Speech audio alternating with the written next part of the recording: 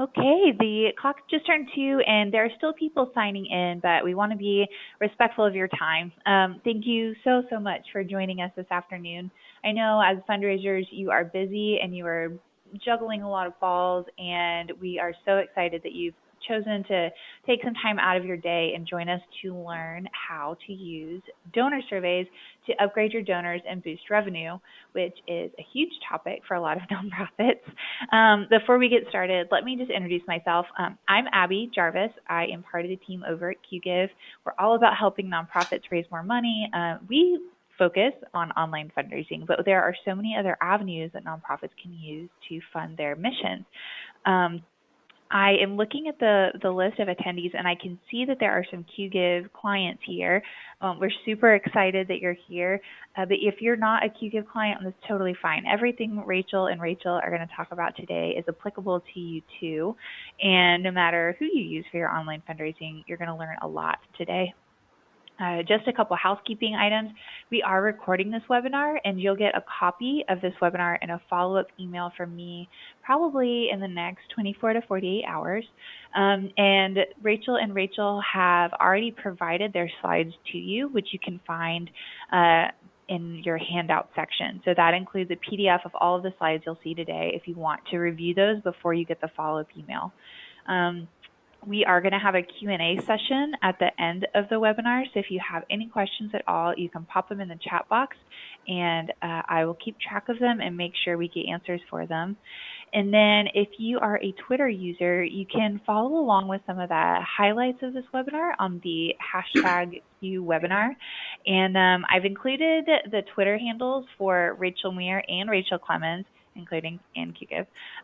Go ahead and follow them if you are a regular Twitter user. They have a ton of absolutely fantastic links and all kinds of fun stuff going on there. So with those housekeeping things out of the way, I'm going to go ahead and turn things over to Rachel and Rachel. They both have a ton of fundraising wisdom and insight that you can use to help boost your own fundraising, and I'm so excited for you guys to hear what they have to say. Thank you so much. We are so thrilled to be here with everybody. Welcome to the Rachel and Rachel show. We are going to be discussing donor surveys. So I'm going to get started and introduce myself, and then Rachel's going to introduce herself.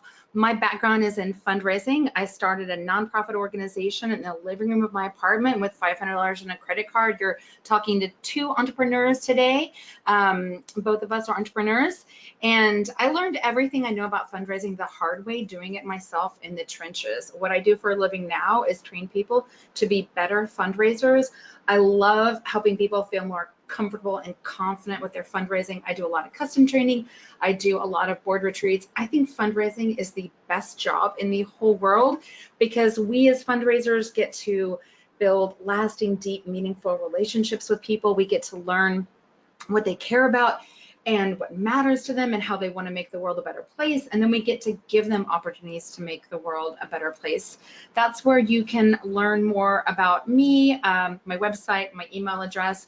I do a lot of webinars and I have a lot of free goodies on my website, all kinds of guides for how to ask for the gift, how to empower your board, get your board to fundraise, how to do great stewardship.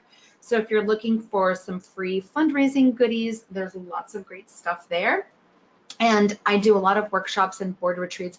I absolutely love doing webinars, and I'm super thrilled to get to be with my friend and colleague and fundraising bestie, Rachel Clemens. Right.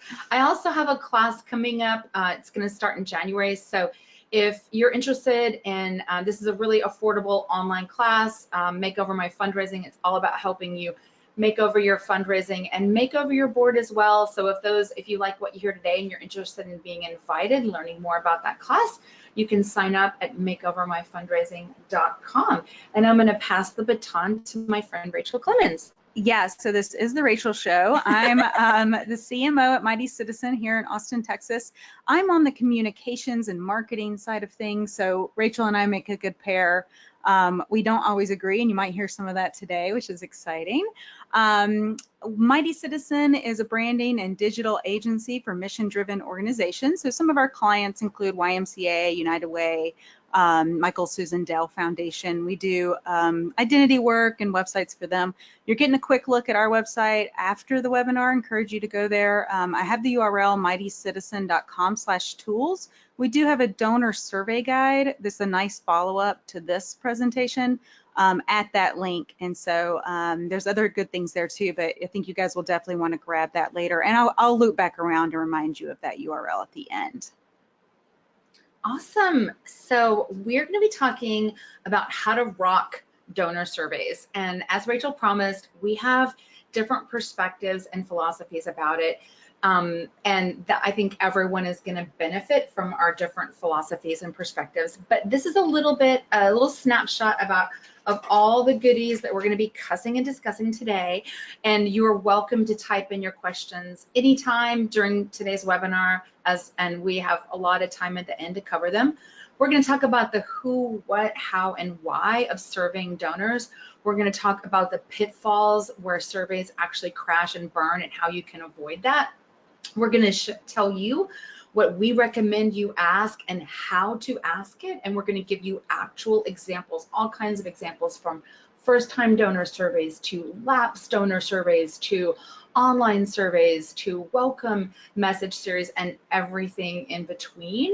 And we're going to talk about the do's and don'ts and different kinds of surveys. And of course, like I said, we've got time at the end to handle all of your questions. So we're super excited, and I feel like this is just like an awesome crash course in like everything you need to know about surveys in 60 minutes or less. And I'm going to pass the baton to Rachel. Yeah, so the most important thing about donor surveys, I think, is that a lot of times when we go in to work with organizations, we'll ask a question and we'll get a lot of responses. Or if you ask a question within your org, say, for example, why do our donors give to us? What motivates them? You're going to get answers in response, but are those answers actually validated, backed up, based on fact? A lot of times they're just opinions. And so what we love about donor surveys is that research kills opinion. So if you've got an organization where not everybody's on the same page about how you should be moving forward with communications or fundraising to your donors, this research is really going to make clear what you should be doing and how you should be doing it. So just know that up front. Steal the phrase within your organization, research kills opinions. It also takes it away from being just what you want, and it makes it objection, it's data. It's not about the person, it's about the data. And I think one of the best things about donor surveys is you don't have to guess anymore. It's not like reading tea leaves. You can actually find out what your donors want, and if you find out what they want, you can give them exactly what they want and not what they don't want. And if you've got some big change or important thing that you're about to invest in, they think surveys give you a really awesome opportunity to look before you leap. There's sometimes there's a really big gap between what you want to say to donors and what they want to hear. And there may even, gasp, my friends, be a gap between what your donors want to fund and what you're out there communicating that you're doing. And surveys can be a really important part of revealing that. So these are some reasons to do a donor survey. It's an awesome opportunity for you to learn more about your donors, what they care about, of all the awesome programs you do, which ones do they care about the most, of all the target audiences you serve, which one means the most to them, what are their communication preferences, what are their demographics, how might they want to help you, such as naming you in their will or estate. It gives your donors an opportunity to feel heard, which is extremely important. And it allows you to really deepen the donor relationship. And it can also allow you to magnify their positive feelings of connectedness to you. So these are just a few reasons to do a donor survey. If there's anything we're not ambivalent about as Americans, it's our experiences as customers, and your donors are in fact your customers. In other words, doing donor surveys can really help you zero in on where you can have the biggest impact. Can they reveal great gift opportunities? Absolutely. We're going to be cussing and discussing that in a lot of awesome detail. I'm going to show you one really quick example. This is an example. This is Botan Village, and this was an organization that did a survey of their donors. And these were donors that were pretty familiar with the organization. And so these weren't brand new donors. These were donors who have been on the file for at least a year, if not several years. And they just asked them, hey, you want to be on this list? Do you just want updates and not appeals? Do you just want to hear from us at Christmas? Do you want back editions of the newsletter? Do you want a copy of a video of what it's like to live at Botten Village? This was like a village for differently abled and mentally challenged people and physically challenged people. Or do you want back editions of the newsletter? Do you want to come take a tour? So they offered lots of different opportunities for their constituents to let them know, how deep they wanted to be engaged. And after they did that, they actually got a 50% response rate on their end of year appeal. And one of the reasons why they had that success is because people who wanted the appeal got the appeal. Everyone got exactly what they wanted.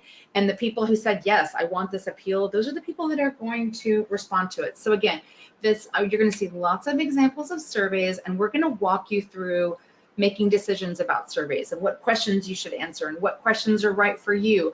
But this is an example of how one organization dramatically increased their response rate on their end of year appeal by using a survey.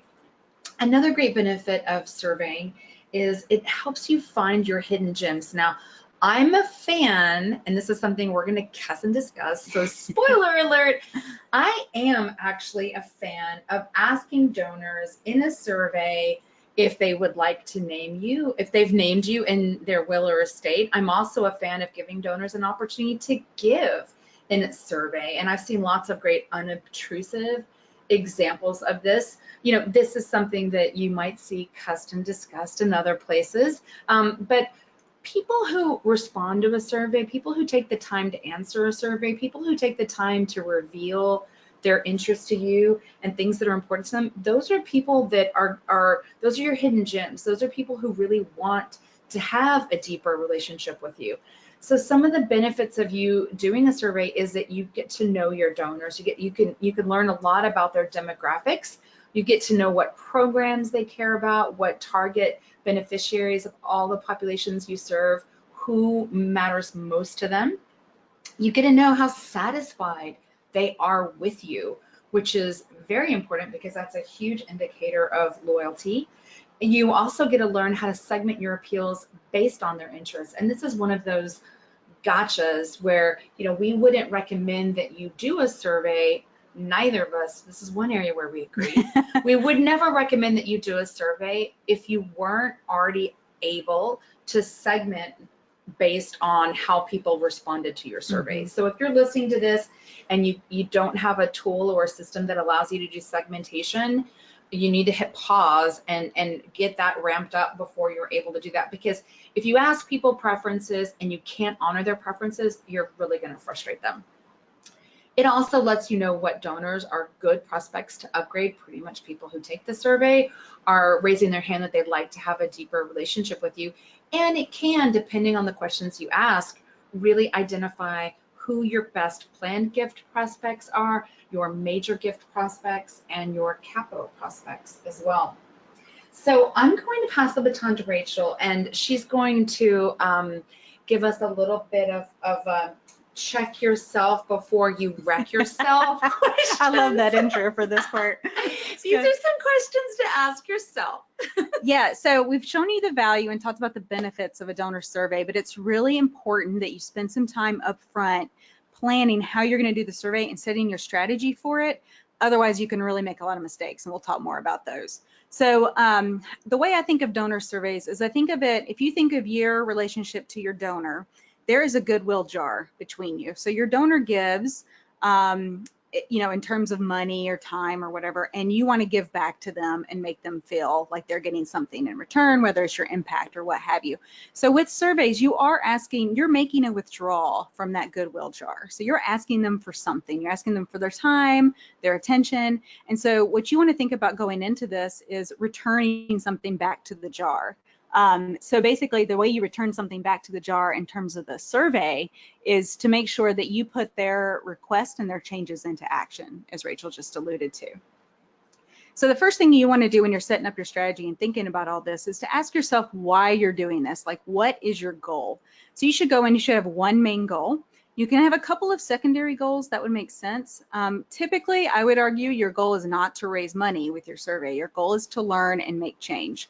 And so you can talk about, what specifically you're trying to learn from the survey. Because remember, we're going to keep it short, so it's not going to be super long. So you want to be real targeted with your goal. So identify what you want to learn and identify what you'll do with that information. So when we're working with clients on this, we have a written strategy. And for every question that we write down that we're going to ask our donors, we follow it up with, here's what we'll do with the information. So we have to decide before we ever send the survey how we're going to tackle the answers that we get. So if we find out that our donors hate one of our programs or just don't appreciate it, like, what are we going to do with that information? Are we going to take a hard look at that program? Are we going to push that program harder? So just keep in mind, you want to think about that early on. And you also want to figure out who has buy-in. So do you need to invite the executive director to sit in to talk early on about the survey? Because the last thing you want is for that person to show up halfway through, right before you're getting ready to send this thing, and start making changes or asking questions. And also think about your program team. If you're asking questions specifically about your programs, or if the survey is solely to donors of one particular program, you may want that program director in the meetings early on as well. Who is your audience? So the beautiful thing about having a great donor database is that you can slice it and dice it any number of ways. So I would actually recommend that you get more targeted with your surveys than sending one big donor survey blast.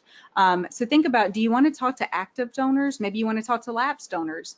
You might have surveys specifically for brand new donors for that first gift. I think we're going to look at some examples of that later.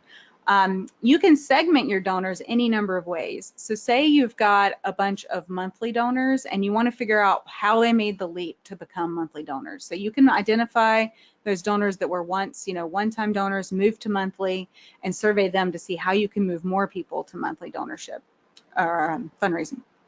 And then you can also use an event or a survey for after an event. So for surveying people that donated to the event, attendees, volunteers. So there's lots of ways to slice your audience. You want to decide this up front. We're not mass sending, we're not likely to be sending mass donor surveys.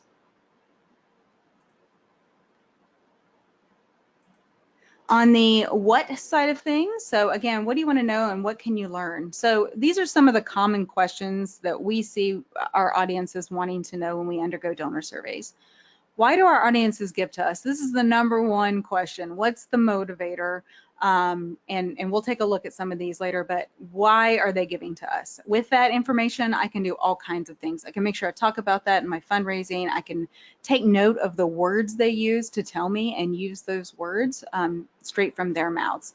How do we better engage our donors? So to Rachel's point, if you're going to ask your donors their communication preferences or what they want to receive from you, you have to absolutely make sure that you can put that in the database and make sure it happens. Because again, if you ask them, they expect it to there to be follow-up on that.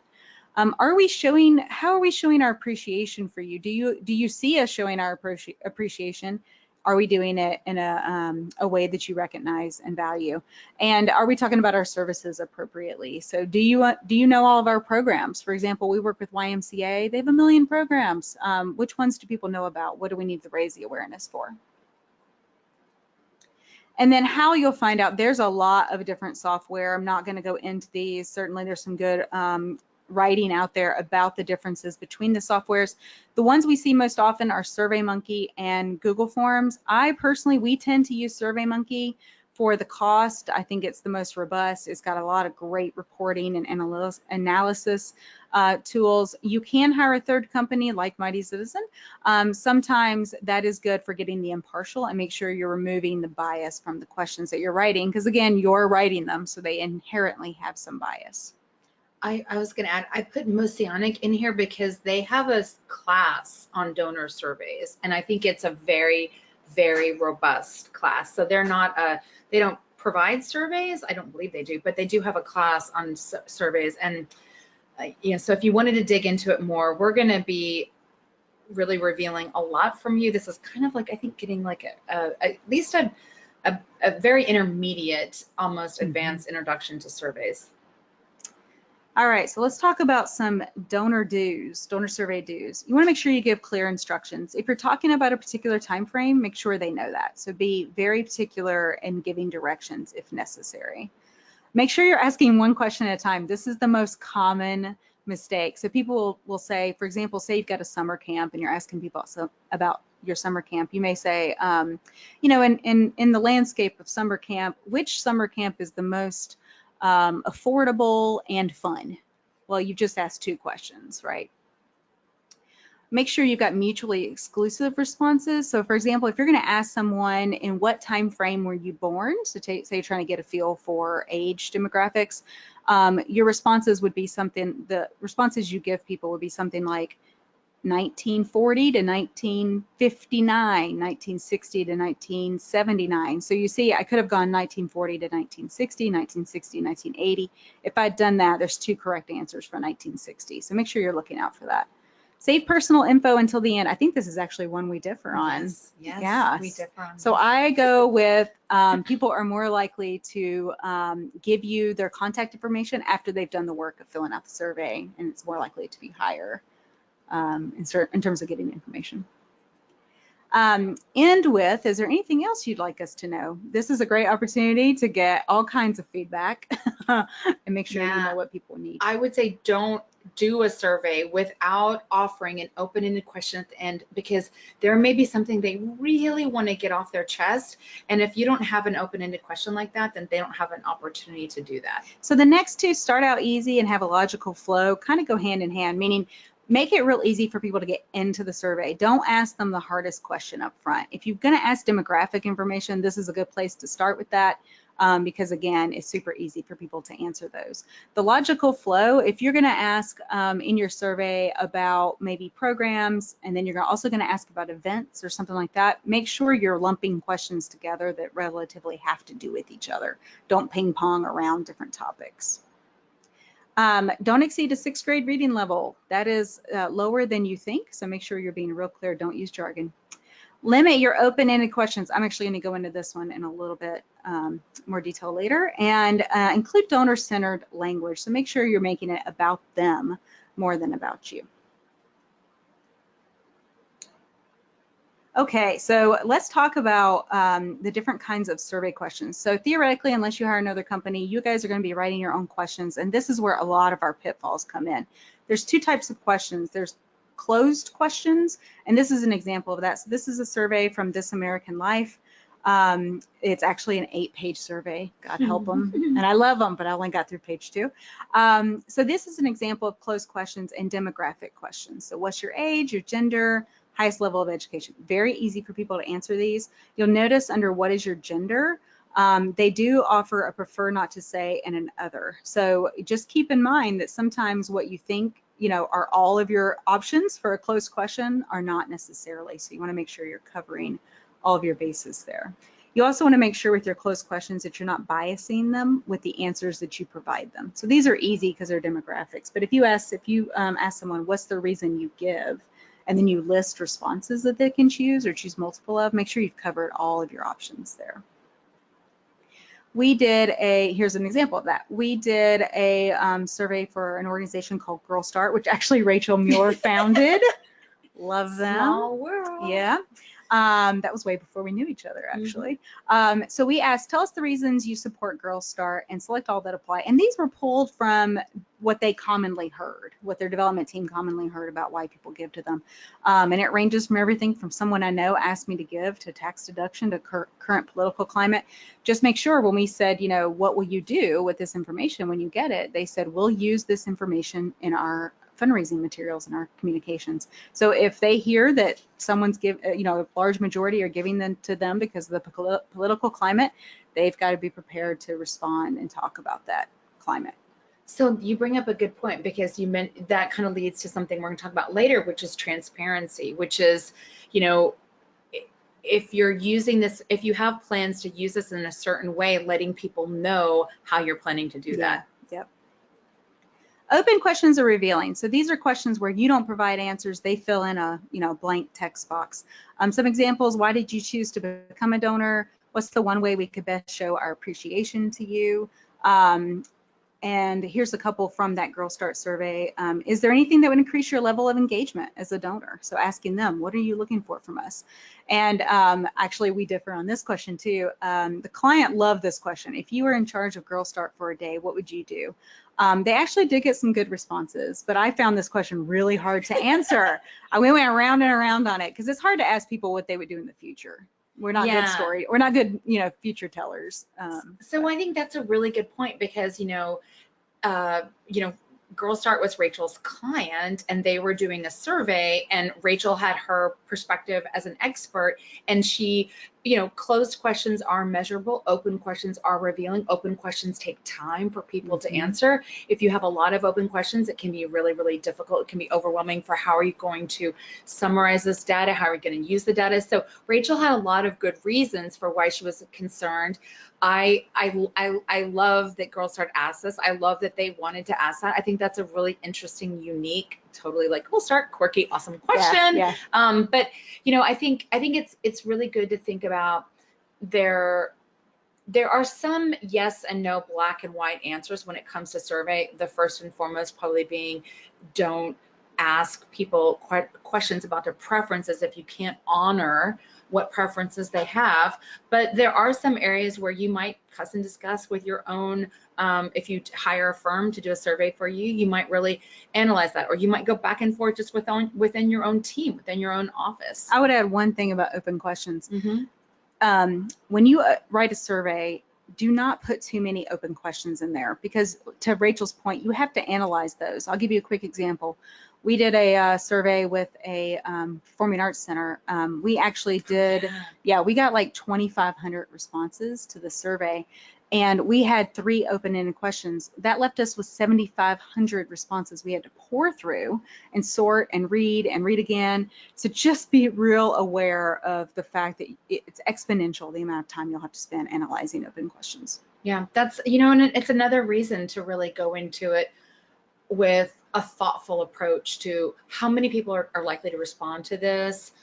How am I going to analyze my results? Am I prepared to be able to do it? Am I prepared to act on it? That's a really good point. Am I qualified to analyze it's hard work. It takes some best practices and So we promised you guys some examples, and this is an example of what you might ask in a first time donor survey.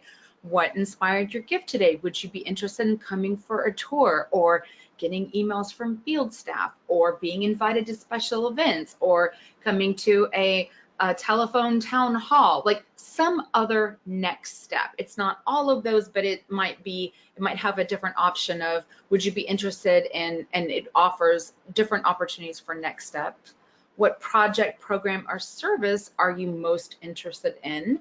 So again, this short and sweet, 3 questions, some tips for this, short and sweet, no more than 3 questions. Realize that people cannot make decisions about consuming your content until you've proved its value. So note that I don't have a question here that's asking, how are we doing on communicating with you? Too much, not enough? Or, if you ask someone after they make their first gift, if they want to get your newsletter, they may say no, and they may be genuinely surprised that they don't hear from you. They just don't have the ability yet to make evaluative decisions about the quality of your content if they haven't been exposed to it. So I don't encourage you to ask that as a first question.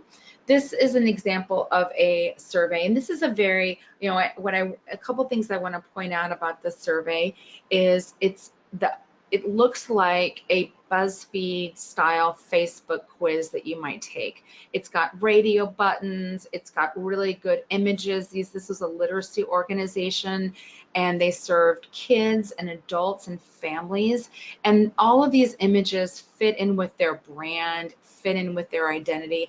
And this is, these are a lot of questions for people who've been giving more than 2 gifts or more, or been giving for at least a year or more, can tell you they've experienced your content, they're knowledgeable enough about your organization that they can make some distinctions around their communication preferences and who they most want to impact. And I love this question. I want my donations to impact, and it has 3 different options. What do they want to support? That gives you a really good indication of what things your donors want to fund.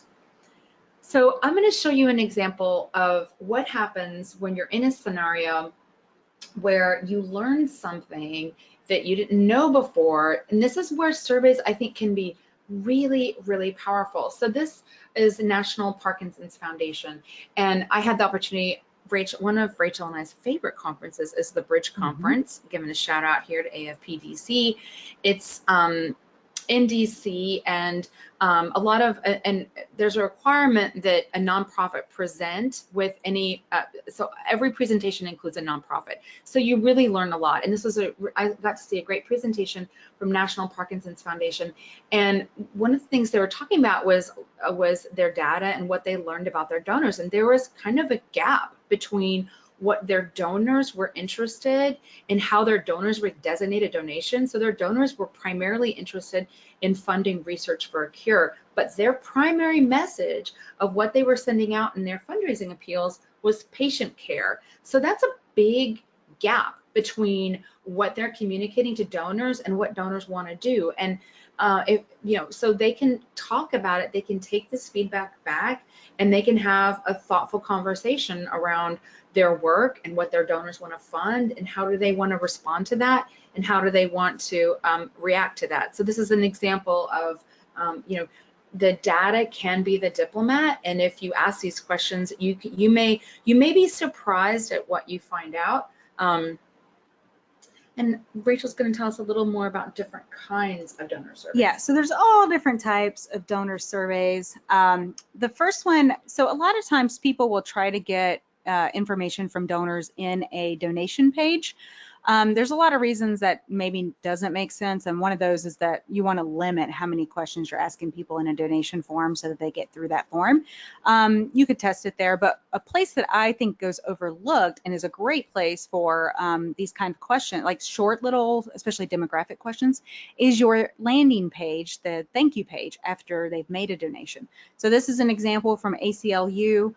Rachel made a donation, and they immediately followed up on the thank you page with, why do you support the ACLU? It automatically fills in her information here, and she just has to answer that one open question. So this is just rolling. It's like every time a donation comes in, that person gets a form.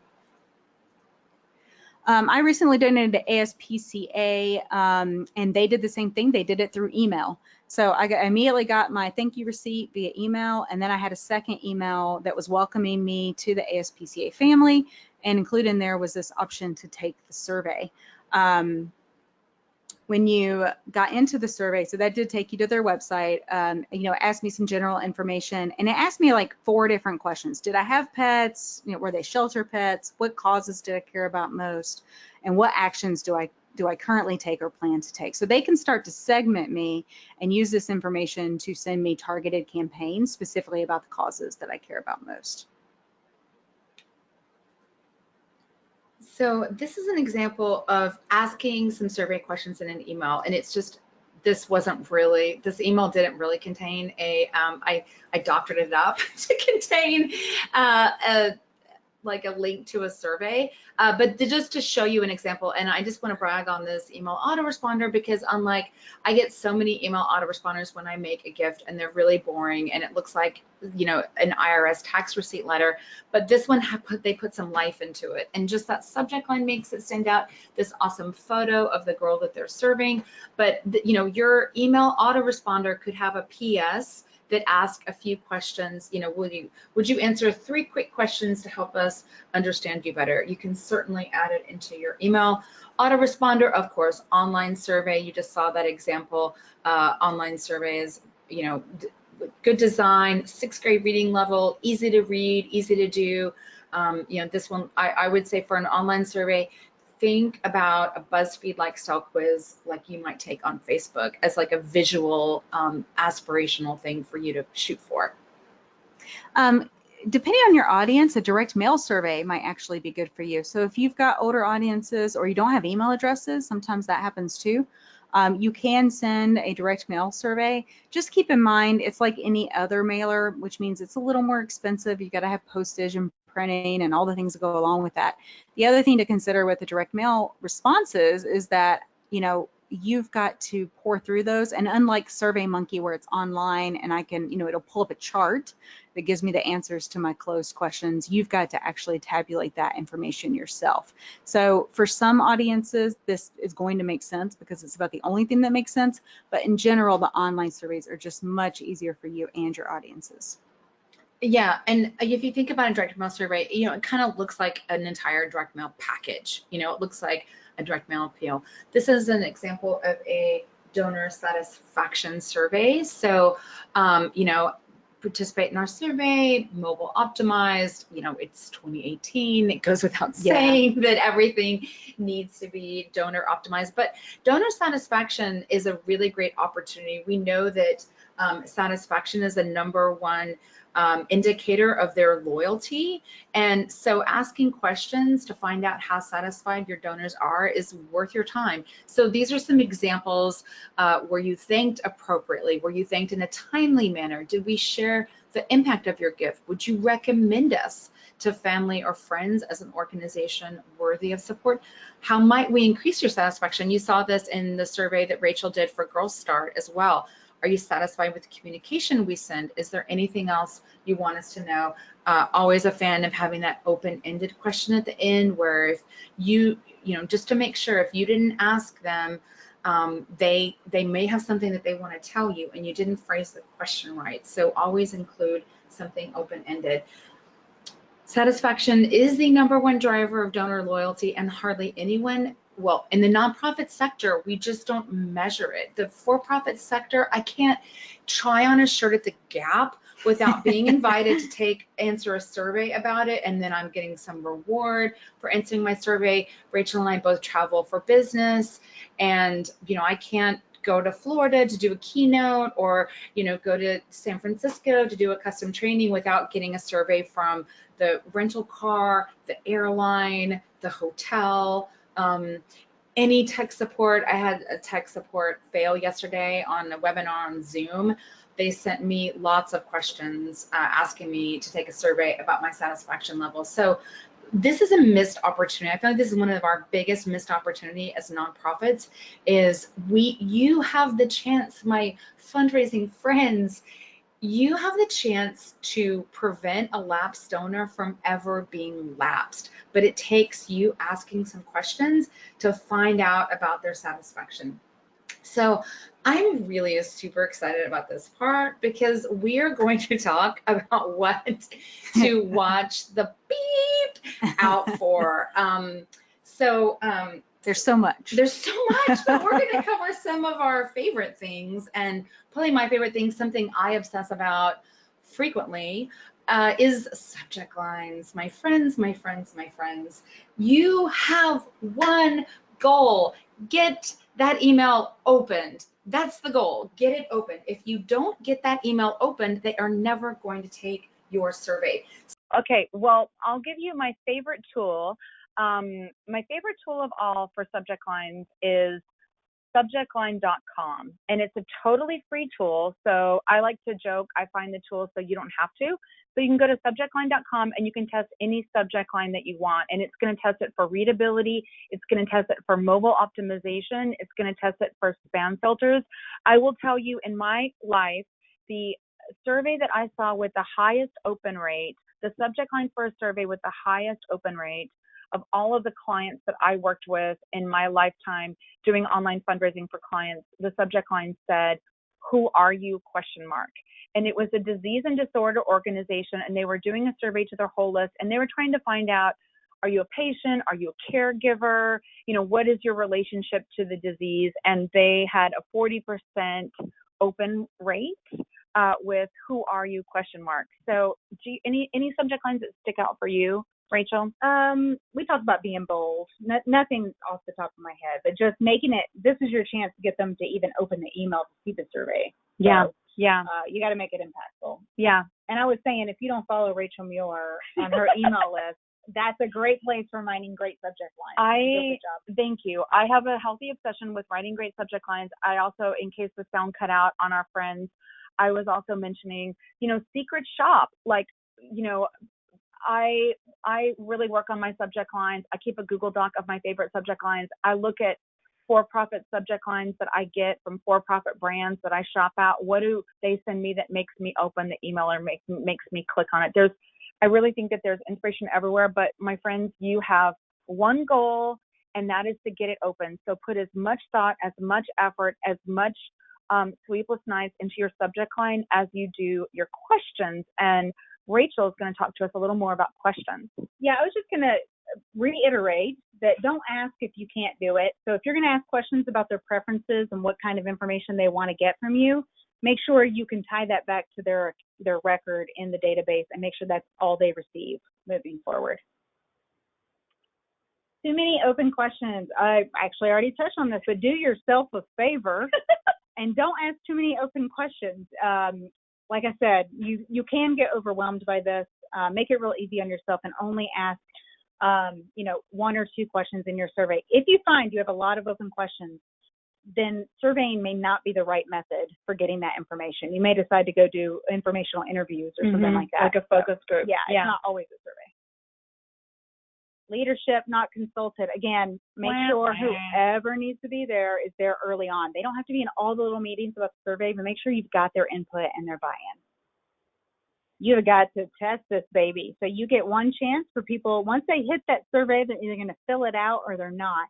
So make sure if they do fill it out that it is well tested. Read your questions out loud. You'll catch grammar mistakes better that way. Test it on multiple browsers, including mobile browsers. And have people who have not been living and breathing in the survey take it as well. They'll find things you've missed because you're so familiar with it. Oh my goodness. Whenever I have bad news, or Rachel has bad news, we like to use a cute furry animal. So what is one of my biggest pet peeves is when people do surveys and they make you answer everything. Have you ever type into the chat if you've ever been asked to take an employee engagement survey in your workplace, and they started out by asking you questions like, which department do you work in? Sales, services, etc. How long have you worked here? And you're like, great. By question 3, we know the person filling out this survey is Rachel Muir, or something else. And it frustrates me. Sometimes people want to, in scenarios like that, they want to be anonymous. But also in scenarios like that, maybe I don't want to answer those questions, but I still want to give my employer feedback about how they could make the workplace a better place for everybody. But if you make me answer every single question and I can't do that, that's really frustrating. And I think, like to the point that Rachel made earlier, this is kind of asking people to do a favor. You're taking something out of the goodness bank account to have them do this survey. Don't frustrate them with the mechanics of them not having the freedom. They may not want to reveal something and they need the opportunity. Wasting questions, this is a big pet peeve of mine as well. Do not ask your donor, please, don't ask them, what was your last gift? Like, it doesn't matter. You can look that up. That's in your CRM. They wouldn't remember anyway. They wouldn't remember anyway. It is a total waste of a question. Do not ask any non-essential questions. Kind of like anything that I write in my emails, I feel like every word has to fight for the right to be in that sentence. And you don't want to waste a question on a non-essential question. This isn't like, Buddy the Elf, what's your favorite color? We're only asking what we really need to know and what we want to ask. I mean, we want to follow this format, starting out easy, having a logical flow, but we don't want to waste a question. You only get so many questions that you can ask. And last, but certainly not least, don't ask if you're not ready. I feel like we've kind of beaten this one to death, but if you're not prepared to take action and segment your communications, then if you're not ready to do a survey, and that's okay. You can just start thinking about, what are you going to do to enhance your CRM, your donor database, so that you can do the kind of segmentation that you want. Now, my fundraising friends, we are getting into some cage rattling questions where we're really cussing and discussing because we definitely have different perspectives. So we're going to kick things off with Rachel. Yeah, so I'm going to rapid fire these guys. How often should I survey? if you were surveying different segments, it really doesn't matter. So if you're segmenting mid-level for this survey and there's not a lot of overlap with low level or whatever smaller gifts, then survey them both. But if you're going to survey the same list, I would not do it more than twice a year. Should I do online, offline, or both? Online if possible. It's just so much easier on you and your users. What's a good response rate? So a typical response rate is between 3 and 5%. We aim for 5 to 10%, and we tend to get in there for most of these. Now, remember that these are your donors, so they're more inclined to help you out. So you might see higher than that, but keep that in mind. If you've got 100 people and you're only going to get 5 to 10 response rate, are 5 to 10 responses enough to make decisions on? So you need to look at that. That's a really good. Yeah. Is there anything you tell folks in terms of statistical accuracy? Oh, well, there's something called, oh my gosh, I'm not going to get it. Anyway, there's a phrase for that, and it is very difficult for nonprofits to reach. Statistical significance, very difficult for nonprofits to reach because it can be really timely and costly. So it adds time and cost. Typically, we say surveys are indicators; they are not truth. And as long as you go in with that, then you can go with the answers you get. You just want to make sure you have enough of them to make it valid. Probably everyone's thinking, how much would I spend on this? How much would a survey cost? Like, I've shown some eye candy examples of online surveys. Those are custom surveys. What would you tell folks in terms of cost? So if they do it themselves, it's actually really cheap. Meaning you got to pay for the software, and then the rest is your time. If you hire a third-party company, at that point, it's really custom depending on how many people you're talking to, how many questions you ask, how many open-ended. Yeah, if they're doing the analysis, or you're doing the who's doing all the communications, getting it ready to go and send it out. So it can vary a lot from there. But if you're going to do it yourself, it's really the cost of the technology. So one of my favorite opportunities around surveys is to ask, are you asking lapsed donors why they left? Because this is such low-hanging fruit, and this is like a missed opportunity. So these are some lapsed donor survey questions. We miss you. Will you share with us why you stopped your support? And these are just lots of different options. The source of this is Bloomerang. I wasn't aware my donation had stopped. A lot of people won't be aware that it stopped. I can't afford to do this. I switched to support another charity. You asked me for an amount. I found this is just a lot of different options of how they might answer that question. But if you think about it, think about it in your own life, and think about how often do you get asked by for-profit brands who come to you and say, we missed you. Oh, here we are over here at Bowdoin, and it's been so long since you bought any adorable British clothes for yourself, Rachel, or your children. What's up with that? We've missed you. Here's a $15 gift card to get you revved up and excited to shop with us again. I mean, for-profits do this all the time, and they do it in fun and funny ways. And I really do think, as I've said, inspiration is everywhere. It's really just a matter of how do you get out there and look? So this is a cussing and discussing question. Ask for money or don't ask for money. So this is some reasons to ask for money. I am a fan of asking for money. This doesn't have to be the first question in the survey is asking for money, but there are so many unobtrusive ways, and I'm going to show you an eye candy example from UNICEF Canada in just a second of what that looks like. But asking for money, really, obviously, people who love you and who care about you are enjoying this glow of telling you just how important their cause is to you. That might inspire them to make a gift right there. So it can increase immediate revenue. I have not seen evidence of long-term detriment. Many charities are more likely to do a survey if you can recover the cost. And donors who get surveys with ask are more likely to name you in their will or estate than those who didn't have a survey. Of course, if it's an anonymous survey, then it's really hard for you to be able to do that. So that's one thing to think about. I disagree on this one. Oh, I should have added a no bullet, actually. I would say I think an ask is fine as long as it doesn't feel like a bait and switch. So if you say, we want to know your opinion so we can serve you better, you just have to be real careful about how you phrase that ask, or make sure it doesn't look like it's at the end and it doesn't look obtrusive. Yeah. So speaking of unobtrusive ask, this is an example. So this is UNICEF Canada online donor survey, and I've got the URL down there if you guys want to go and look at this example. But it's a survey, and it's an online survey, and there's this little teeny pop-up box, and it just pops up over there on the left. I don't have to do it. It's going to stay there as I'm taking the survey, and if I close it, it goes away. But this, to me, is a really nice, classy, it's unobtrusive.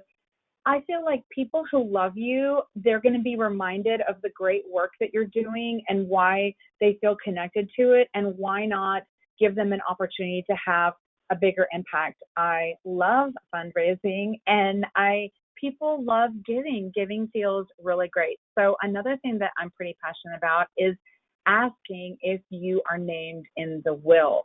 So this is some sample language from Sean Triner.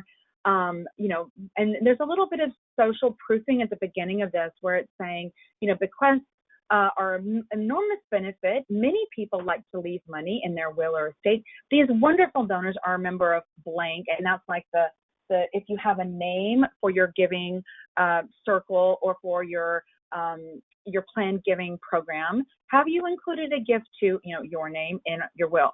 Yes, I have. I intend to. I would consider it, and I'd like more info. I have a will, and I've mentioned other charities, but I haven't included you. I don't have a will. I've written a will, but not included. It's not something I'm interested in. Thank you. So all these different options, this is an opportunity. I feel like this is, if you skip this step, you've missed an opportunity, because this is a chance for your donors to be reminded that they can name you in their will or estate. And we're not just walking around all day contemplating our own mortality, at least not on a good day. Yeah. And so I think this is a really nice way for them, especially if they're feeling and they're enjoying and they're kind of basking in the flow of giving to you and how great it is. It's just an opportunity.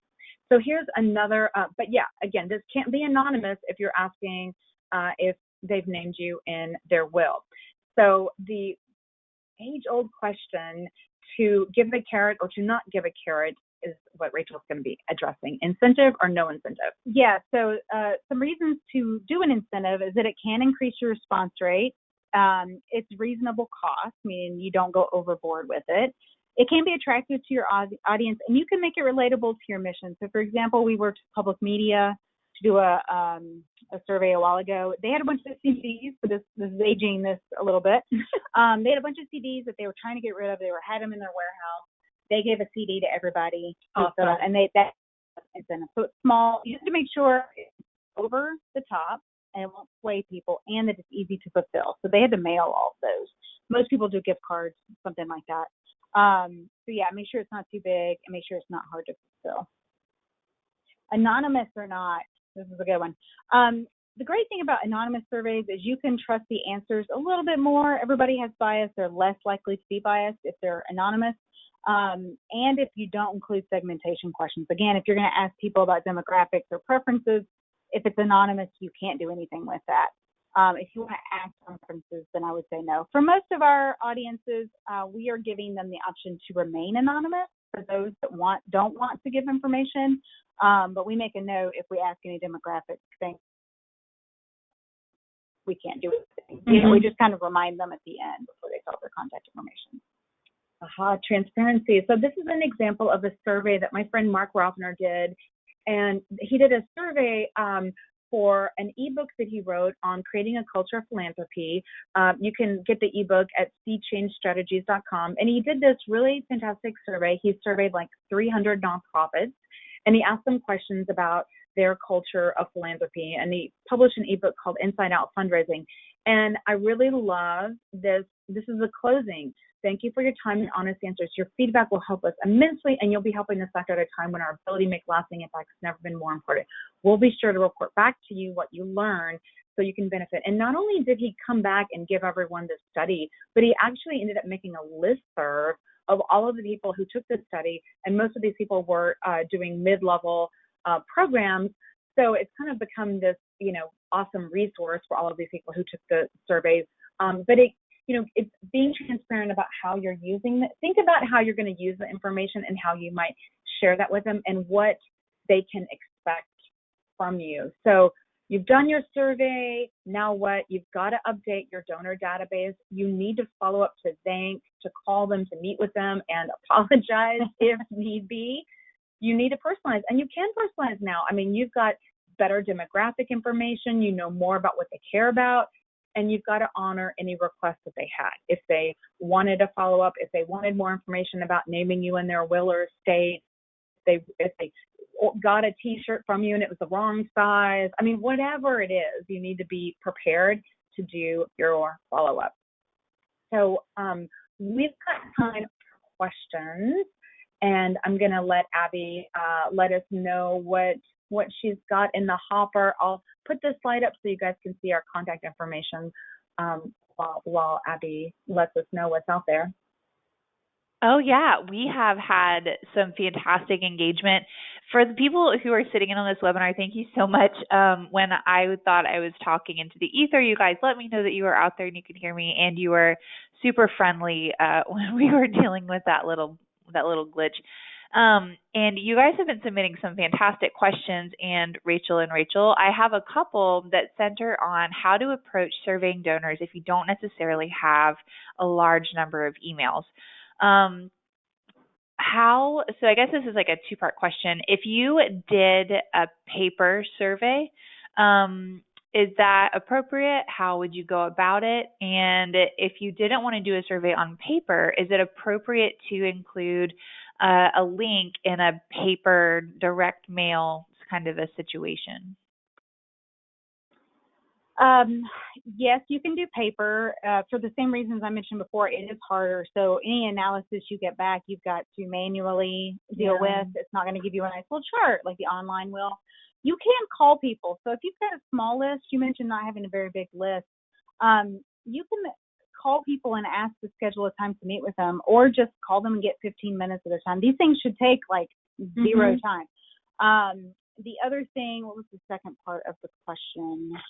Do you recall? Is it okay to put like a link in the bottom of a letter? Oh, so yes. I don't think it's going to get. If your letter is asking them to donate money, I would not try to steer them away from donating money by including a link to a survey. I think I would recommend that you do two different things. I was going to suggest a donor thought circle. And what a donor thought circle is kind of like a focus group, but you ask questions like, what inspired you to make your gift? How can we get other people to give? What would make you feel special and appreciated? What would make other people feel special and appreciated, just in case they didn't give you an honest answer when you asked, how can we make you feel more special and appreciated? So those are like 4 questions you could ask and come up with more. If you were to do like an in-person focus group, serve wine and cheese, that's a good social lubricant. You could also just do like tea and cookies or milk and cookies based on who you are and what your mission is. But that could be a good opportunity and something that you think about. Yeah, I had never really thought about the idea of doing a focus group before. And that kind of ties into something that Gary asked us. Is it more effective to do face-to-face conversations when you're dealing with certain segments of donors? He brought up major donors in particular. Is there a time that face-to-face is better than online? I think anytime you're talking to major donors, you should be asking them these questions face-to-face. I mean, hopefully for your major donors, you already know a lot of these questions. You know why they're giving. I would advocate that you don't send your major donors an online survey, that you're going out and talking to them. It depends on how many you've got and how you define that. But yeah, I think face-to-face is great for the questions for those. Yeah, and you know, what's great about all of this is different people have different opinions. I mean, we're really good friends and we're fundraising besties and we have different opinions. Yeah. And you know, one of the we listed a lot of different like forms that you can use, like Google Forms and other vendors. Market Smart was on there. They're really passionate about donor surveys. I know from talking to Greg that they do like longer surveys for major donors. So, you know, I think that it kind of depends on you, your organization, your budget, how many donors you're talking about, and what your level of interaction is with them now. But if you're doing an online survey, the number one thing that we can't stress enough is if you don't have a jaw-dropping subject line, it's not going to get opened. And your number one thing is to get it open and get it filled out so you can learn.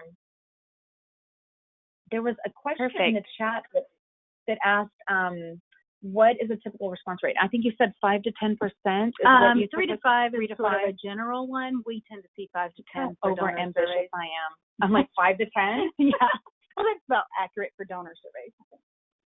Is there a certain time of year that y'all see better response rates or really bad response rates? I wouldn't do summer. I mean, it depends on the audience you're targeting, but summer is just difficult for any kind of communications, I feel like. Yeah, I've been asked this question before, and I just say, I mean, I don't think there is a bad time of the year to do a donor survey. I mean, you know, I think, I would say it isn't just limited to sending out one email blast. You can include, and you can do it in many different ways. You can ask for feedback, the landing page, the welcome email, the thank you email. You know, you can have like a link to a survey, and if you're surveying segments, as Rachel mentioned earlier, then you're not limited in how many times you do it because you're surveying different segments. You know, I said summer, but it depends on your audience. So like if you're you know, trying to get a survey results from teachers. Well, maybe summer's good, you know, versus during the school year. So it just depends. Oh, I didn't even think about that. I always think of, in my world, everybody's on vacation in the summertime. So for us, we don't do a lot of stuff in the summertime. But if it's an educational focused an organization that works extensively with teachers, that could be a very valid point. Which kind of ties into a question that Rob asked. If you have never done a donor survey before, how do you start segmenting your donors to send them these surveys? Well, I would start with doing a donor survey, and based on the questions that you ask, then do the segmentation. Like, I would start with, like, you know, you could do segmentation based on how the frequency of communication, what programs they're interested in, what they most want to fund.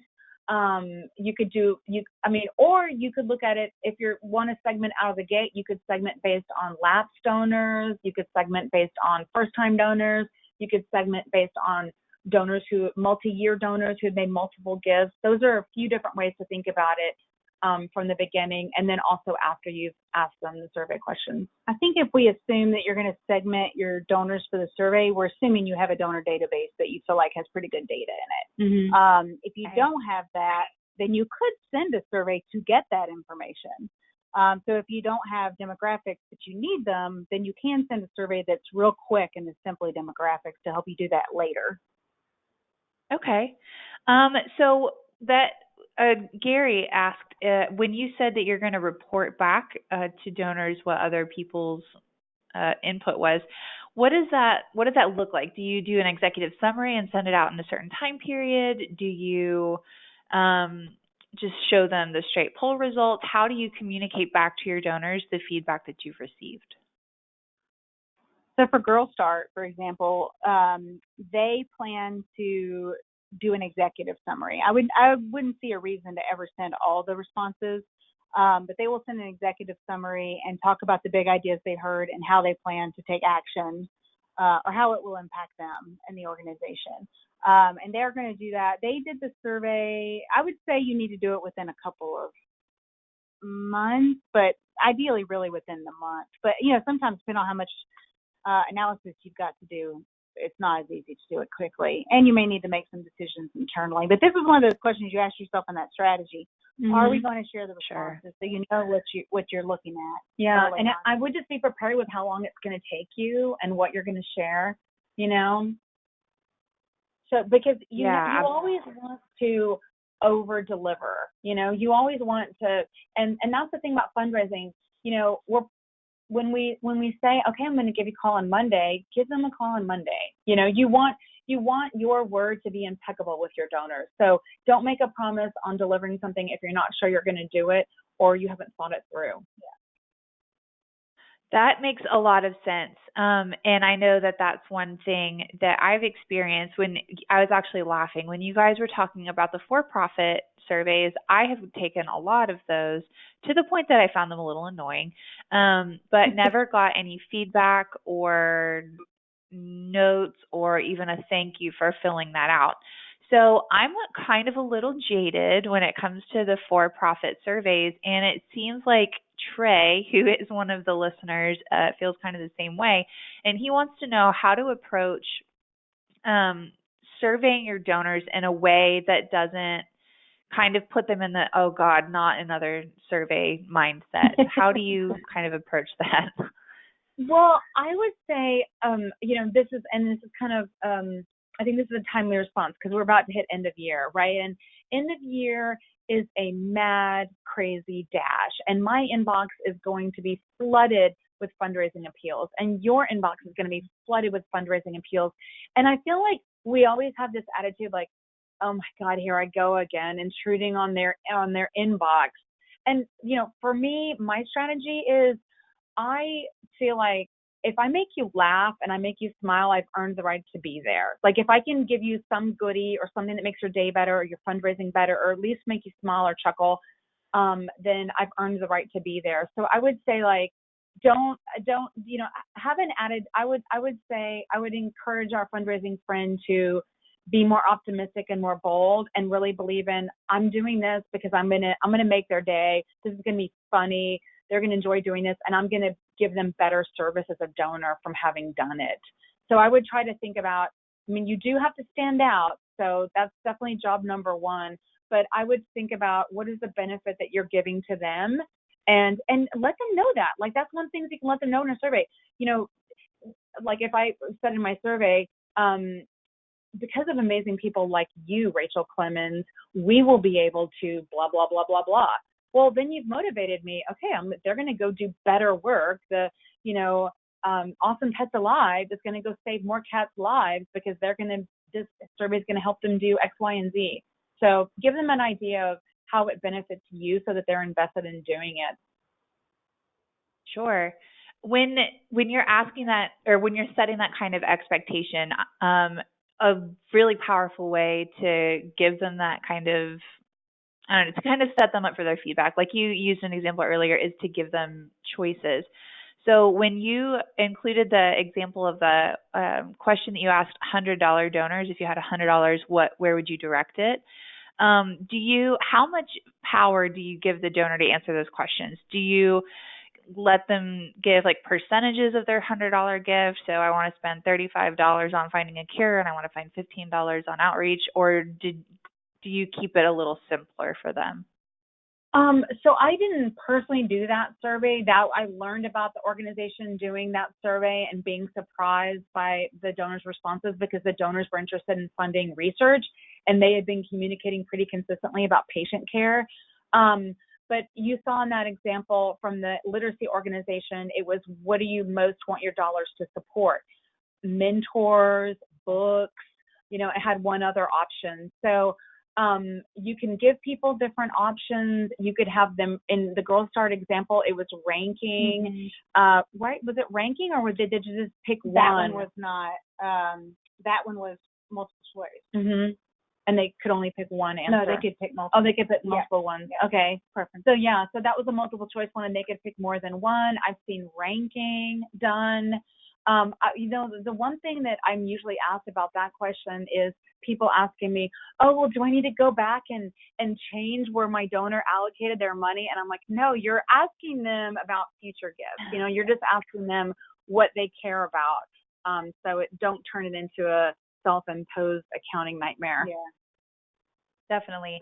And I know at QGIVE we don't have donors, we have users, but when we do our user survey, we let people rank their preferences. So when you guys had the point about making sure that there's only one answer to a question, we tried to do that. But when you have 6 options and a nonprofit wants 4 of them, we want to let them indicate that they're interested in all 4 of them, but still try to gather which ones are most important. So the ranking has worked really well for us.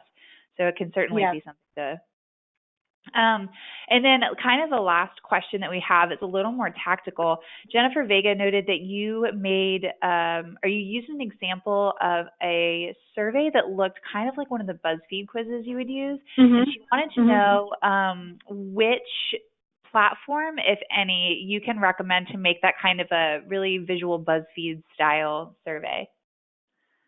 I don't know. My guess is it's custom. It's custom. That was a custom survey. So, you can do, I'm a big fan of using images. I could have a whole conversation just using Google Images. Obviously, on the slides, I love images. I'm a big fan of using images. That was a custom survey. But are you using images when you're doing SurveyMonkey? No image.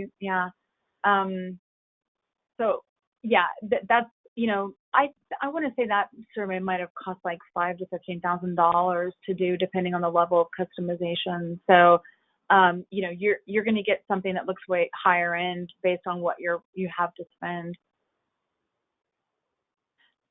That makes a lot of sense. I know I get sucked in way too easily to BuzzFeed quizzes, and if any of you figure out how to put that kind of a survey together, let me know. Because one, I'm going to make all kinds of really dumb quizzes to send to my friends, but also it would be absolutely fantastic to send that out to our nonprofits. And with that was the very last question. You guys have been absolute superstars hanging with us. We've had all these beautiful questions, and we've gone past our usual time, and you're still here interacting with us, and that is so exciting. Rachel, you two are the best. We love having you do webinars with us. Everybody, I've had a couple of people ask about slides. The slides are available in the handouts, and I'll send them to you. I will send you a recording and a couple of links that the Rachels have mentioned. And with that, I'm gonna ring off and let you guys get back to your lives. Thank you so much. All right, bye guys. Bye-bye.